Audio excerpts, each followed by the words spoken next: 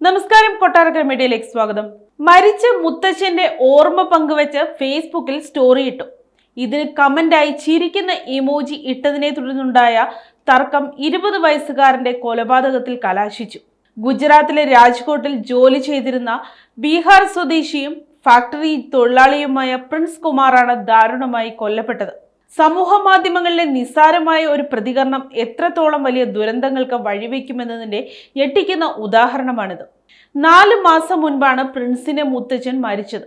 അദ്ദേഹത്തിന്റെ ചിത്രം ഫേസ്ബുക്ക് സ്റ്റോറിയായി പങ്കുവച്ചപ്പോൾ ബീഹാർ സ്വദേശിയായ ബിപിൻ കുമാർ ചിരിക്കുന്ന ഇമോജി ഇട്ടതാണ് പ്രശ്നങ്ങൾക്ക് തുടക്കം കുറിച്ചത്.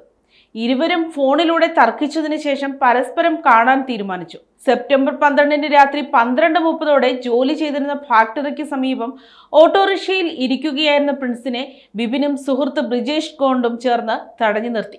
തടഞ്ഞു വെച്ചതിന് ശേഷം ബിപിൻ കത്തികൊണ്ട് കുത്തുകയായിരുന്നുവെന്ന് പോലീസ് FIRൽ പറയുന്നു. ഗുരുതരമായി പരിക്കേറ്റ പ്രിൻസിനെ ആശുപത്രിയിൽ പ്രവേശിപ്പിച്ചെങ്കിലും സെപ്റ്റംബർ 22 മരണത്തിന് കീഴടങ്ങി. മരണത്തിന് മുൻപ് പ്രിൻസ് പോലീസിന് മൊഴി നൽകിയിരുന്നു. ഇതിന്റെ അടിസ്ഥാനത്തിൽ ബിപിനെതിരെ കൊലക്കുറ്റം ചുമത്തി കേസെടുത്ത് പോലീസ് അന്വേഷണം ആരംഭിച്ചു.